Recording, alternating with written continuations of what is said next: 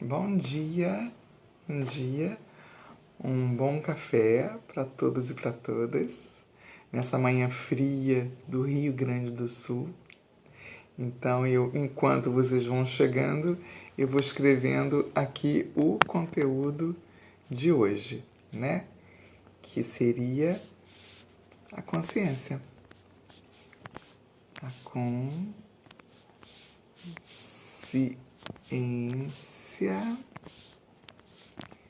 entre... Não, a consciência e o equilíbrio. Confundi. E o equilíbrio, que é o subtítulo do livro, né? Equilíbrio. A consciência e o equilíbrio. Com acento, publicando e fixando. Pronto. Prontinho. Marcando aqui o tempo. Pronto. Vamos então aguardar um pouquinho mais que as pessoas entrem, né? Hoje tá mais friozinho, sexta-feira chegou, e uma sexta-feira que vem durante essa semana repleta de autoconhecimento, né? A cada café que eu faço aqui com vocês que me assistem, que me acompanham, é o meu autoconhecimento também, porque eu sempre lembro de quando eu amamentava os meus filhos, né? À medida que quanto mais eu amamentava, mais leite vinha. E isso é sensacional. E é esse sentimento que eu tenho aqui nos cafés dessas manhãs, né? Que a cada manhã que eu me sento aqui, neste lugar, com um conteúdo preparado com muito amor e com muito respeito a cada um de vocês e a cada uma, é o sentimento de que eu tô dando, mas tá me retornando muito mais do que o que vocês recebem para reflexão, para essas manhãs, né? Então é uma comparação boa essa que me veio agora à cabeça, de quando nós amamentamos. Mesmo aquelas mães que não, por algum motivo, não conseguiram ou não conseguem produzir leite suficiente, mas coloca na mamadeira, né? E dá, e existe um tempo de entrega e de dedicação. Mas enfim, bom dia mais uma vez a todos e a todas que me acompanham no Café com Terapia. O tema de hoje, então, né? Relacionamento. O equilíbrio entre dar e o receber. Eu sempre gosto de dizer que relacionamento ele não é só amoroso, não é só afetivo, mas relacionamento em todos os níveis, né? O relacionamento afetivo entre casal, relacionamento entre pai e mãe, relacionamento no seu lugar e campo de trabalho. Então sempre vai ter... nós sempre estamos nos relacionando desde o momento em que a gente nasce. A gente está se relacionando, né? Então tá. Eu quero começar hoje com um story que eu coloquei ontem à noite aí no meu Instagram, que ele fala assim, que ele fala dessa forma, né? Que eu vou levantar aqui um pouquinho para minha cabeça não abaixar muito, mas ele fala assim que nem sempre a gente vai conseguir ser quem o outro gostaria que a gente fosse. Mais uma vez, nem sempre a gente vai conseguir ser aquilo que o outro gostaria que a gente fosse, né? Porque tantas vezes, em qualquer tipo de relacionamento, a gente fica tentando agradar a outra pessoa para a gente se sentir aceito ou aceita, né? Então, muitas vezes, algumas vezes, a gente acaba se anulando para poder atender a expectativa da outra pessoa, né? E essa expectativa ela é equivocada, porque quando a gente, por exemplo, é contratada ou contratada num trabalho, num emprego, a gente faz a entrevista, é claro que a gente veste uma máscara, né? Lembra que eu falei das máscaras ontem? A gente veste uma máscara porque a gente quer ser contratado. Quando a gente encontra uma pessoa para se relacionar, a gente também veste uma máscara, né? A gente veste uma máscara para se relacionar, para poder agradar a outra pessoa, né? E isso é normal e isso faz parte. No entanto, volto a repetir a frase que eu comecei hoje e que está no meu story. Nem sempre a gente vai conseguir ser quem o outro gostaria que a gente fosse. E aí casa com o título de hoje. Bom dia, professor Alexandre. Muito bem-vindo. Casa com o título de hoje, que é o subtítulo, então, do livro que nós estamos fazendo essa série, né? Constelações Familiares, entrevistas dadas ao Bert Helling pela jornalista Gabriele Rovio. E aí, ontem nós falamos assim, o subtítulo terminava da seguinte forma: o sentimento de culpa resultante dessa consciência de vinculação é o receio de perder o direito de pertinência. Então, com esse receio que a gente tem de perder o convívio, com esse receio que a gente tem de perder a outra pessoa com quem a gente se vinculou, ou ao nosso próprio sistema de família, familiar, a gente termina por ser muito condescendente muitas vezes, né?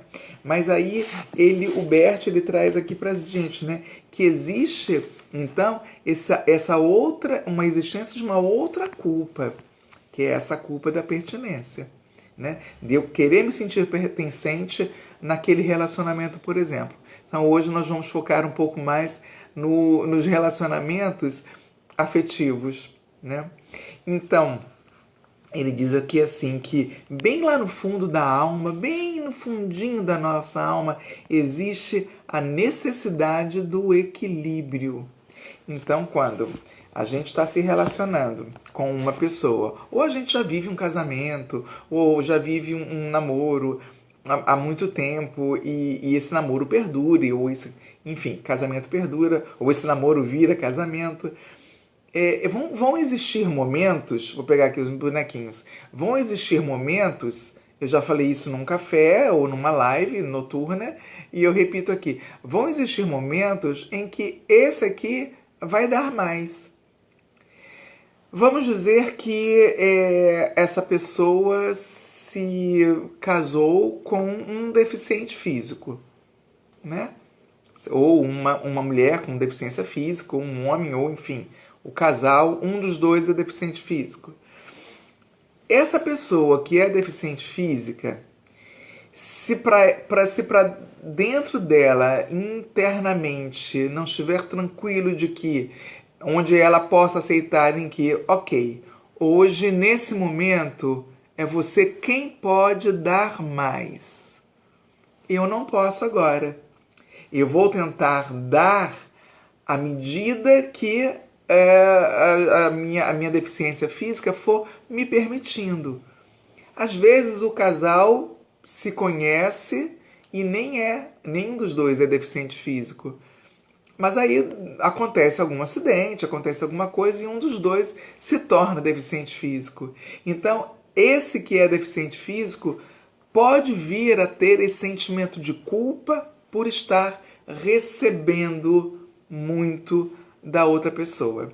E aí, quando existe esse desequilíbrio, essa descompensação, onde esse está se sentindo muito recebedor, vamos dizer assim, e esse aqui não tem jeito, ele tem que dar mais, porque essa pessoa é deficiente física. Estou colocando um exemplo de deficiência física, tá? Daqui a pouco eu vou colocar outro exemplo. Esse que recebeu, esse que está recebendo mais, ele se sente em dívida, ou ela, né? Se sente em dívida com esse que está dando mais. Enquanto isso aqui não acontece, esse relacionamento tende a falir. Vão existir momentos na vida de um casal em que um vai dar mais que o outro, né? Um vai dar mais que o outro e tá ok, é o momento, é o período e é necessário ter conversas, né? Para que essa parte que está recebendo muito não se sinta em eterna dívida. Porque quando num relacionamento uma das partes se sente muito devedora da outra parte, a tendência é essa parte que se sente muito devedora sair da relação. E quando a gente se sente quando a gente está no papel de sentimento de muita dívida com aquela outra parte, e que eu tenho esse sentimento, que tenho essa sensação de ter que sair da relação, é necessário que os dois possam entrar num acordo. O professor Alexandre está me perguntando aqui, né, de que jeito que pode ficar ok, né? Acho que é assim. Acho que ele escreveu rápido e é isso que dá para entender. Qual é a maneira, né? Boa pergunta é essa. Porque qual é a maneira que a gente tem, que a gente pode se sentir menos devedor num relacionamento?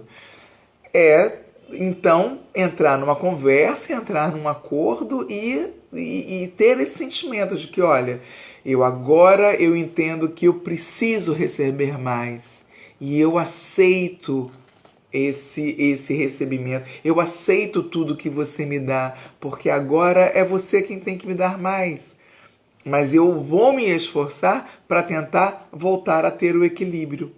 Eu vou me esforçar mais para tentar com que você não esteja tanto aqui e que a gente possa então voltar a ficar aqui. E vai ter outro momento que esse vai dar mais, né? Tá, professor Alexandre? Ele volta aqui falando: devemos dar sem querer o mesmo ou mais em troca. É isso aí.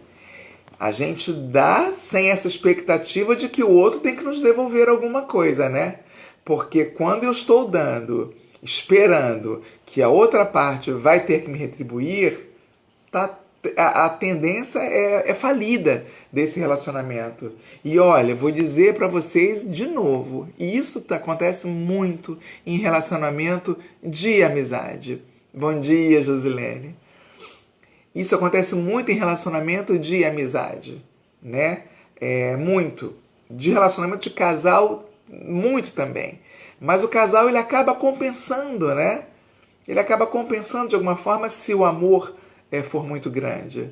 Mas tem que ficar atento, tem que ficar atenta para quando você sentir que está descompensado isso, é importante que você pare, né? É importante que você pare, olhe um nos olhinhos do outro e vamos conversar. Não tá legal. Eu estou me sentindo em dívida com você. Eu estou com uma sensação ruim. O que é que nós podemos fazer? Né? E eu sinto muito que eu estou me sentindo assim, mas eu estou me sentindo. Ou então o outro que dá mais, né? Olha, não tá bacana, eu estou sentindo que eu estou me esforçando muito, mas não vejo de você a mesma coisa. E às vezes esse ou essa que se sente devedora está com uma sensação horrível, mas não conta para esse. E essa pessoa fica aqui com esse sentimento e vai travando a relação. E esse aqui também pode ficar com uma sensação que deve sair também. Eu estou dando tanto e a outra pessoa não tá progredindo nesse equilíbrio. Então eu também, que estou dando muito, acabo ficando com a sensação de não querer. E às vezes, por pena dessa outra pessoa que não está conseguindo entrar no equilíbrio de troca, às vezes essa pessoa aqui, se é um relacionamento de casal, termina procurando um outro relacionamento. Por quê? Porque esse aqui não está equilibrado. E um relacionamento de casal, esse equilíbrio, ele é importante que ele fique assim, né? Uma hora um dá mais, outra hora o outro dá menos. e vai equilibrando, e vai equilibrando. Quando você tem filhos, principalmente. Então, quando esse relacionamento ele é empresarial, e que eu tenho repetido, desculpa, e eu tenho repetido isso algumas vezes aqui no café, de empresa, quando você é funcionário, sente que está dando muito para aquela empresa, mas se sente desvalorizado ou desvalorizada pelo seu salário, então é hora de ou você parar, respirar e agradecer pela oportunidade que você está tendo e procurar outra coisa. Ou não. Ok. É isso aqui que eu tenho? É isso aqui que eu tenho para nesse momento? É esse tipo de trabalho? É essa dedicação? Então, ok. E agradeço por estar aqui, agradeço pela oportunidade. Mas voltando na consciência e o equilíbrio, né? Lembrem quando nos cafés anteriores que eu dessa semana, porque essa semana e vai perdurar ainda para a semana que vem, é ainda dentro desse emaranhamento, que todos nós estamos emaranhados. Há uma memória com o pai ou a mãe, ou há uma memória ancestral, ou dos avós ou ancestral, né? A gente tem algum emaranhamento. E é esse desconforto que acontece aqui dentro que acaba refletindo aqui, ó. Que acaba, eu sempre procuro os olhinhos, que acaba refletindo aqui, no meu relacionamento afetivo. Essas memórias de dívidas de que porque alguém lá atrás, ou mesmo meu pai e minha mãe, não tiveram um relacionamento equilibrado e aquele que recebeu muito ficou com esse sentimento de dívida. Esse sentimento de dívida está no sistema familiar. Ele não está só naquele casal. Aquele casal se atraiu por algum motivo. Algum motivo aconteceu para aquele casal se atrair. E se atraiu porque ambos têm algum registro na memória do sistema que faz com que ele sinta, com que ele queira compensar uma dívida lá de trás.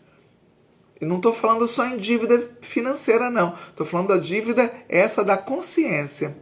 Quando é que, lembra que foi falado em cafés anteriores, que quando é que a consciência ela é de fato mais equilibrada? Quando ela consegue transcender a bolha social em que eu vivo. Quando a minha consciência consegue olhar para outra pessoa, entendendo e compreendendo e aceitando que essa outra pessoa ela tem memórias, ela também está vinculada a memórias do passado dela. E por que a gente se vincula às memórias? Por amor ao sistema, para se sentir pertencente àquele sistema.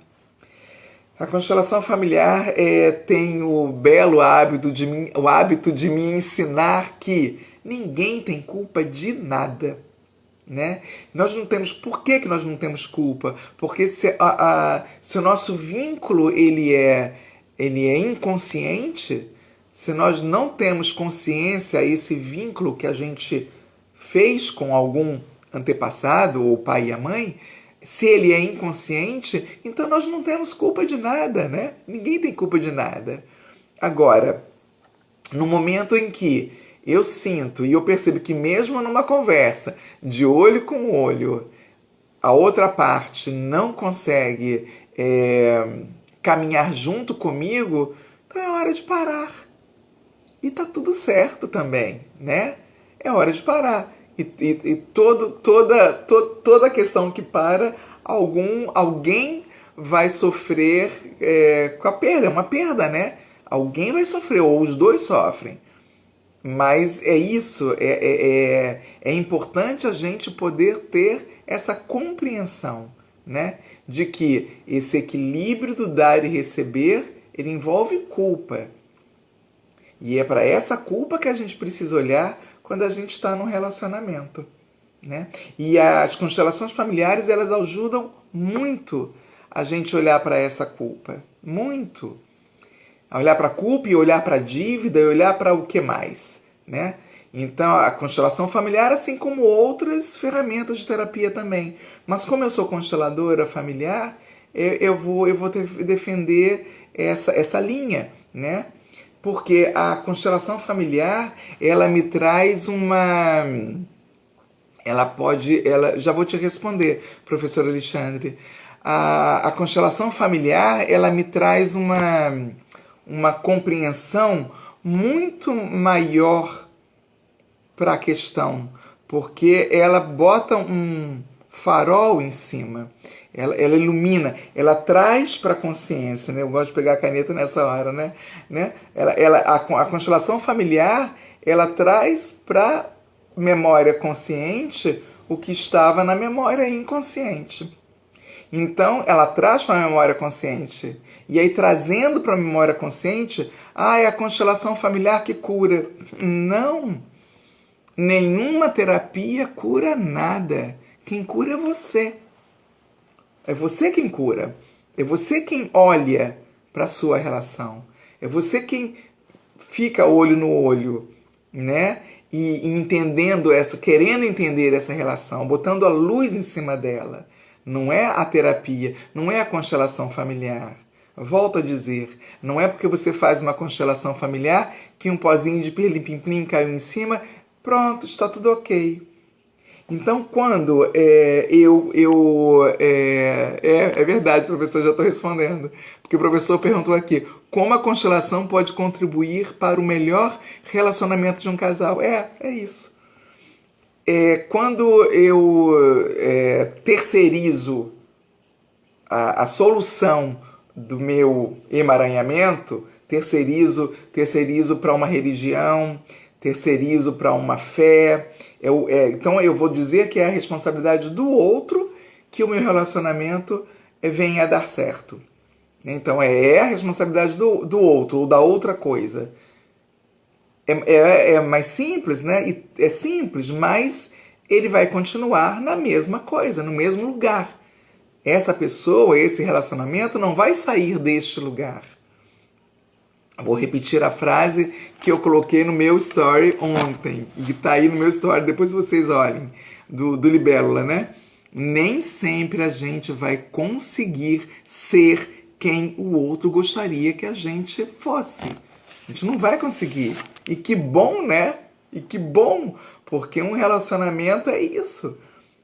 Você dá, o outro recebe, o outro dá, e aí vai trocando, né?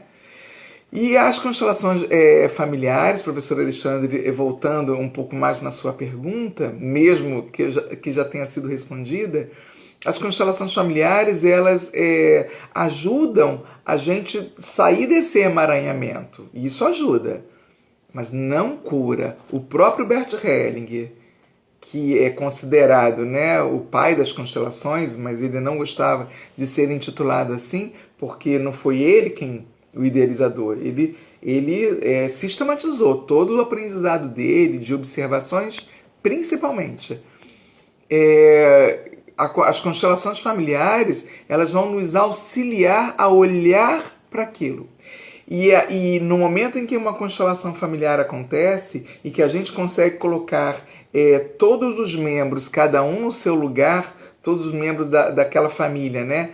Cada um no seu lugar, porque cada um de nós tem o seu lugar no sistema, seja do irmão mais velho, do irmão sendo um filho mais velho ou um filho mais novo, cada coisa no seu lugar vai funcionar direitinho. Tende a funcionar direito. Agora, é só a constelação familiar? Não! Vou falar assim bem pertinho para vocês. Não! Não é só a constelação familiar. É uma tomada de consciência. É o autoconhecimento. Hoje pela manhã, na minha meditação, que ela foi um pouquinho mais curta, e eu acabei entrando numa live. Eu até anotei o nome aqui para falar para vocês. O nome dele é Tadashi. Ele tem mais de não sei quantos mil seguidores. Ele participando de uma live, e ele falando da meditação, né? A meditação, ela não é uma dose uma vez, e da uma semana eu vou e faço novamente. Não é. A meditação, ela é uma ferramenta que nos ajuda a olhar para o que a constelação nos mostrou, né? Então, assim, a constelação familiar vem e mostra. Traz do inconsciente, traz para a luz consciente. Ela vem e nos apresenta, e ela vem e nos mostra. E o que eu vou fazer agora? Aí agora, então, eu vou meditar, eu passo a olhar para o meu relacionamento com uma outra ótica, né? Eu passo a olhar para o meu relacionamento de um outro viés, compreendendo melhor essa outra pessoa. Porque às vezes a outra pessoa que está recebendo tanto, seja a nível financeiro, seja de atenção, porque às vezes nós somos pessoas sugadoras, né? Às vezes nós somos pessoas que colamos na outra igual tentáculos de um polvo, né? Que gruda na outra pessoa e que sufoca a pessoa e a pessoa não consegue sair para respirar. Esse que está recebendo tanto não dá conta muitas vezes. Bom, voltando à questão da meditação então, e das constelações familiares, se a constelação familiar traz à luz o que está emaranhado, o nosso papel agora, o nosso lugar agora é o quê? Tratar disso. Não só a constelação familiar nos ajuda a mudar esse olhar. A Marina Guzmão, que está aqui presente, e numa declaração dela, num depoimento dela aqui no nosso café, ela trouxe isso pra gente, assim como outras pessoas também. E tem outros também, é que me veio uma outra coisa aqui na cabeça agora, desculpa. Quando a gente passa a ter um novo olhar para a questão, muita coisa muda. Só esse novo olhar já muda. Mas vamos meditar também. Oi, Marina, você está aí? Mas vamos aprender também a meditar. Não é meditar, não estou dizendo que é aquela meditação zen budista. Quando eu crescer, eu vou conseguir fazer essa. Zen budista com a monja Koen, maravilhosa, traz pra gente, né? Não estou dizendo essa meditação. Começa com 3 minutos. Faz 7 dias. Faz durante 7 dias. E me fala. No meu tratamento aqui nas constelações que eu faço, são 3 sessões, né? No intervalo de 1 semana entre uma e outra. Nesse intervalo, eu mando para o meu cliente ou para minha cliente, eu mando uma meditação, dependendo do que eu senti no campo morfogenético que foi apresentado naquele momento. Eu mando uma meditação para essa pessoa e eu peço para ela, medita todos os dias até a próxima sessão. Aquelas pessoas que conseguem cumprir com esse meu pedido, elas vêm para a próxima sessão muito mais abertas e muito mais sensíveis em aceitar. Ai, Carla, mas às vezes eu não consigo. Tudo bem também. Cada um de nós tem o nosso limite, né? Tá bom, então? Deixa eu fazer aqui uma pergunta. Eu queria saber se a Genciana está presente aqui agora. Eu não sei se ela conseguiu estar presente, porque ela falou que ontem foi difícil para ela, né? Esses dias foi difícil para ela poder estar aqui com a gente, para poder fazer um depoimento que ela quer muito fazer, porque ela está cuidando de um inventário, então está um pouquinho complicado. Ok, não está, não tem problema. Tá bom então, meus amores e amoras, era isso que eu queria falar hoje. Deixa eu ver se quiserem fazer alguma pergunta. Mais uma live muito especial, parabéns, Carla. Infelizmente, preciso ir. Ótimo final de semana a todos. Um beijo, professor Alexandre. Excelente final de semana. Muito obrigada. Deixa eu ver se tem mais alguma coisa aqui que eu gostaria que eu sublinhei. Ele dá um exemplo aqui no final desse subtítulo, que é porque ele é judeu, ele é alemão. E ele, na idade muito jovem, ele viveu nesse momento, o Bert Helling que eu estou falando, né? Ele viveu nesse período do nazismo e ele precisou ser um soldado do Hitler, porque era lei na época, né? Gratidão também, Maurício. Era lei na época. E ele dá um exemplo aqui desses sobreviventes do Holocausto, que muitos desses sobreviventes precisaram, ficaram com esse sentimento de dívida muito grande por ter vivido, por ter conseguido sobreviver. E aí esse é um sentimento que vai se instaurar no sistema familiar. Tá bom? Alguém quer fazer alguma pergunta? Deixa eu ver se existe aqui alguma pergunta. Marina, bom dia. Ok, Ana Paula Coutinho aqui, bom dia. Josilene. Tá certo, então. Foi tudo ótimo, Marina. Espaço terapêutico. A Maia tá aqui também. Então, ok. Eu agradeço demais, mais uma vez. Lembrando que a minha agenda sempre tem um lugar para você. Tá bom? Um dia quiser marcar comigo alguma sessão, é só me chamar no privado, tá? Um excelente final de semana. Final de semana não tem café com terapia, mas segunda-feira estamos aqui de novo. Um bom dia para todo mundo. Tchau!